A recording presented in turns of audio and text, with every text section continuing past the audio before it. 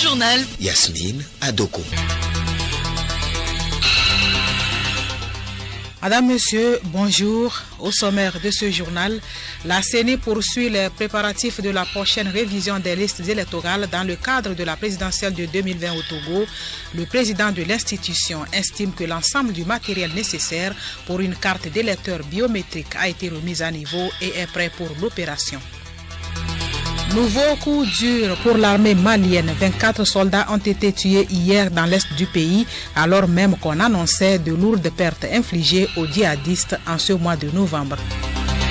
Et puis sport football éliminatoire CAN 2021, le Togo pour le compte de la deuxième journée arrache le nul face au Kenya, un but partout.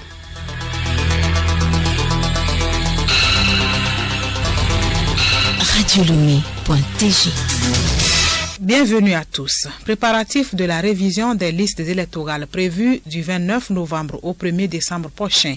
Dans le cadre de la présidentielle de 2020 au Togo, la Commission électorale nationale indépendante CENI forme la deuxième vague des opérateurs de saisie OPS. Une délégation de l'institution, conduite par son président, a effectué hier une visite de supervision sur les lieux de la formation. Amara Moussa. Cette sortie a permis au président de la CENI, Tchambakou Ayassor, de constater le bon déroulement de cette formation qui sera sanctionnée par un test pour retenir les plus méritants. Le président de la CENI a demandé aux opérateurs de saisie de remettre en cause leurs connaissances et se soumettre à la dynamique de la formation afin de pouvoir enrôler tous les citoyens togolais en âge de voter. Ils ont à leur disposition pour le travail à accomplir un kit constitué d'un appareil et un ensemble de fournitures et d'outils.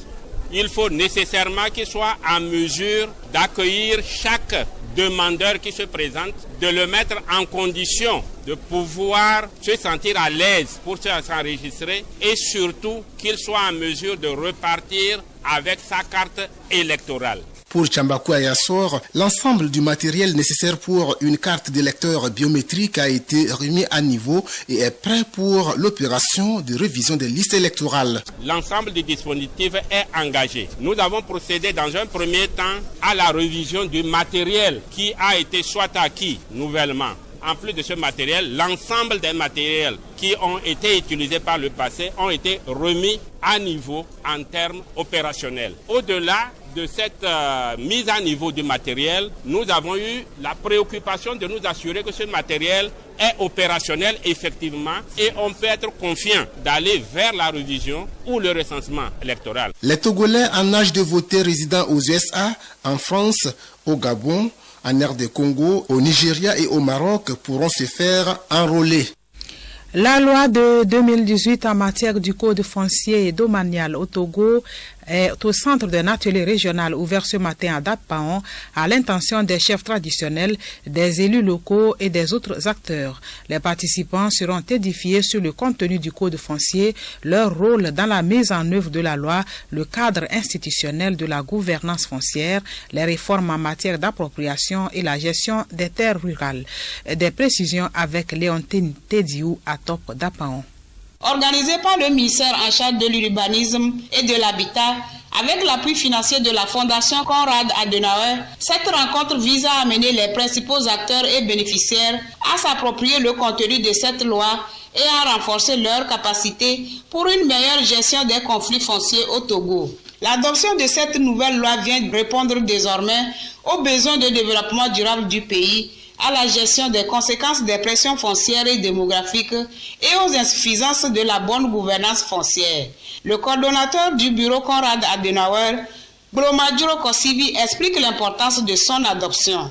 Nous estimons que la terre, qui constitue un outil essentiel dans la production agricole, devrait être accessible aux hommes et aux femmes de façon sûre. Pour nous, il s'agit aujourd'hui d'accompagner le ministère de l'Urbanisme à disséminer cette nouvelle loi dans toutes les régions du pays afin que les autorités locales puissent comprendre leur rôle dans la gestion foncière qui est très essentielle pour la gestion des conflits liés au foncier au Togo.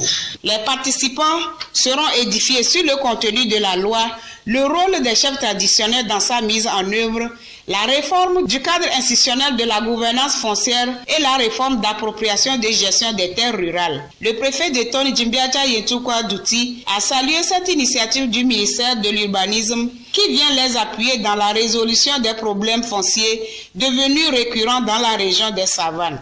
Léontine Teteho Arokemawe à Top Dapan pour Radio Lomé.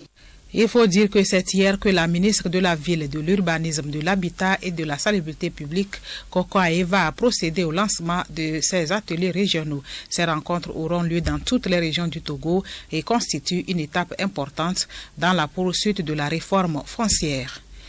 Dernière information en page nationale, suite à l'appel d'offres numéro 1/HAC/19/P du 13 août 2019, le président de la Haute Autorité de l'Audiovisuel et de la Communication HAC informe les soumissionnaires qu'après analyse et évaluation des dossiers, seules les soumissions ayant obtenu au moins 60 sur 80 sont retenues. Une audition aura lieu les 20 et 21 novembre 2019. Le journal Yasmine Adoko. À l'étranger, une nouvelle attaque attribuée aux djihadistes a coûté la vie à 24 soldats maliens au sud de Ménaka, à la frontière avec le Niger. Cette attaque intervient après la mort d'une centaine de soldats dans 2 attaques djihadistes en un mois. Marie-Claire Pagnou. Pour traquer les terroristes, les armées maliennes et nigériennes montent une opération du nom de Tongo Tongo le long de leurs frontières communes, précise un communiqué officiel. C'est au cours de cette opération que les troupes maliennes ont été attaquées. Selon des sources sécuritaires nigériennes, les assaillants étaient à bord de 7 véhicules et de motos, dont 2 tricycles, ces derniers appartenant très probablement à un centre de santé. L'unité malienne attaquée était en mouvement pour faire une jonction avec les forces armées nigériennes. Par conséquent, les 2 armées n'étaient pas sur le même territoire. C'est au sud de la localité malienne de Ménaka que l'accrochage s'est déroulé. Des militaires maliens blessés ont été accueillis en territoire nigérien. Pas de bilan officiel de l'opération à Niamey où les faits ont été scrupuleusement suivis. Côté armée malienne, le bilan fait état de 24 militaires tombés au front, 17 terroristes tués et une centaine de suspects entre les mains des forces nigériennes. Du matériel détruit chez l'ennemi a aussi été signalé. Au Burkina Faso, les aéronefs non identifiés survolant les bases et zones d'opération de l'armée seront désormais considérés comme ennemis et traités comme tels. C'est un avertissement du chef d'état-major général des armées, le général de brigade Moïse Minungu. L'état-major de l'armée burkinabé a demandé à la France et aux autres pays intervenant dans le pays de l'informer désormais de tout déplacement d'aéronefs 48 heures à l'avance. La flambée de violence au Mali et au Burkina Faso, justement, est au cœur des débats de la 6e édition du Forum de Dakar sur la paix et la sécurité en Afrique, ouverte hier. La crise sécuritaire que ces pays sahéliens traversent est symptomatique d'une déroute plus étendue et plus fondamentale, selon un chercheur, Edmond Soba. Alain Anti a une formation en géographie politique. Son étude a porté sur une partie des États sahéliens, à savoir les États membres du G5, la Mauritanie, le Mali, le Niger, le Tchad et le Burkina Faso. Dans ces pays, on assiste à ce qu'il appelle une déprise de l'État sur son propre territoire, phénomène particulièrement prononcé au Burkina Faso et au Mali. Face à la flambée de violences terroristes que ces pays connaissent, les représentants des États ont parfois abandonné les zones de conflit. Ils n'assurent plus ni leurs tâches régaliennes de défense et de sécurité du territoire, ni leur attribution sociale en matière notamment d'éducation et de santé. Dans une étude, il fait référence à cette incapacité des États sahéliens à régler les problèmes de leur population, à laquelle s'ajoutent les fondamentaux démographiques et économiques qui sont particulièrement préoccupants, laissant craindre une dégradation de la situation. Il y a une conjonction de raisons qui, depuis 2012, ont contribué à cette accentuation de violence dans les pays du Sahel. Au Mali, par exemple, le gouvernement a un problème avec la partie nord du pays depuis l'indépendance. Le pays a aussi subi le contre-coup de l'effondrement du régime libyen avec une circulation accrue des armes venues des arsenaux libyens dans les espaces sahéliens, tout comme d'ailleurs les armes libyennes ont pu pénétrer d'autres espaces. L'Église catholique se pose en médiatrice dans la crise que traverse la Bolivie depuis 4 semaines, alors que les tensions ne retombent pas depuis le départ du président Evo Morales et l'installation du gouvernement intérimaire. Les partisans de l'ex-président encerclent la ville de La Paz, empêchant son ravitaillement. Ils expriment ainsi leur colère face à un gouvernement qui ne les représente pas et qui les tue, disent-ils. L'Église catholique considère donc avoir un rôle à jouer pour pacifier le pays. Elle estime que le meilleur chemin pour dépasser les différences entre Boliviens, c'est le dialogue.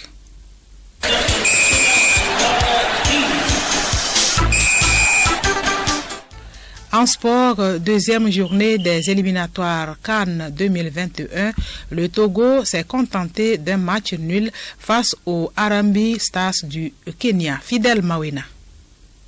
Mal entré dans les éliminatoires de la Coupe d'Afrique des Nations 2021 avec sa défaite à domicile face aux Comores 0-1, le Togo a limité la casse en ramenant le match nul du Kenya 1 but partout dans le cadre de la deuxième journée. Mené au score suite à une frappe puissante d'Omolo à la 35e minute, les poulains de Claude Leroy arrachent l'égalisation à la 64e minute grâce à Urosama Hakim. Un score qui ne déçoit pas Claude Leroy, le sélectionneur des éperviers. Je suis pas déçu, je suis triste pour le football africain, ce qui s'est passé ce soir. On a vu un arbitrage comme moi je n'en ai jamais vu. Je savais que si on faisait la moindre petite erreur ou le moindre souffle de vent dans les 16,50 m, on aurait eu pénalty. Manifestement, ils voulaient que Kenya sorte avec une victoire. C'est triste pour le football parce que je tirais un grand coup de chapeau à mes joueurs qui sont battus jusqu'au bout et qui ont tout donné dans des conditions comme on ne peut pas imaginer sur un terrain de football. Ce qu'on a vu aujourd'hui, il est temps que ça s'arrête sur ce continent. Il est temps. Mais l'aventure n'est pas finie. Je peux vous dire que bon, il y a 4-2-2, 1 point. Après 2 matchs, il nous reste 4 matchs et je suis sûr qu'on sera là à l'arrivée. Quand on voit l'état d'esprit dont ils font preuve, quand on voit la volonté qu'ils dégagent, l'envie de bien faire et tout, c'est un groupe formidable. On va encore le renforcer. On va essayer de récupérer 3 ou 4 joueurs qui nous manquent. Il reste 12 points à prendre. Je suis sûr qu'on sera là à l'arrivée. Sûr.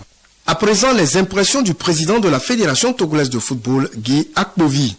Le football aujourd'hui est différent, hein. Ce n'est plus comme avant où quand on est à la maison, les gens pensent qu'on doit gagner. Aujourd'hui, les nôtres se sont montrés vraiment vaillants, mais malheureusement, nous avons pris un but très vite. À la dernière minute, nous avons égalisé, c'est le plus important. On est possible de tenue. La route est encore longue, nous avons encore 4 matchs. Je crois qu'avec ces 4 matchs, nous ferons l'effort pour être qualifiés. Aujourd'hui, nous avons vu aussi quelque chose qui n'est pas bien, c'est l'arbitrage qui m'a un peu choqué. J'ai l'impression qu'il y a un problème au niveau de l'arbitrage africain, donc je crois que la CAF doit prendre cette disposition pour éviter que ce genre de situation s'installe. Nous avons vu également nos supporters qui ont été agressés, hein, et c'est pas normal. La sécurité quand même doit faire son travail.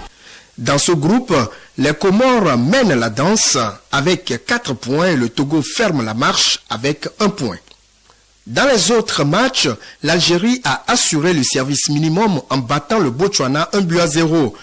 Le Ghana a pris le meilleur sur Sao Tomé-Principe 1-0 également.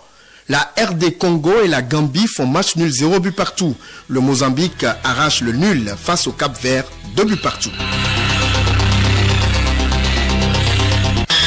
C'est la fin de ce journal dont voici le rappel des titres. La CENI poursuit les préparatifs de la prochaine révision des listes électorales dans le cadre de la présidentielle de 2020 au Togo. Le président de l'institution estime que l'ensemble du matériel nécessaire pour une carte d'électeur biométrique a été remis à niveau et est prêt pour l'opération.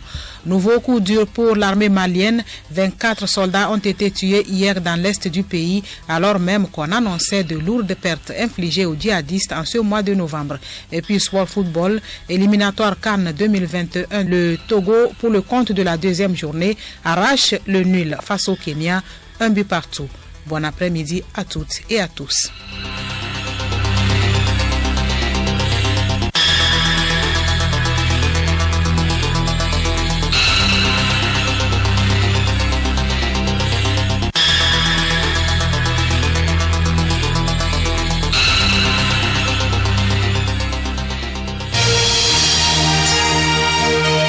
Radio Lomé boîte postale 434, email radiolomé@radiolomé.tg. radiolomé.tg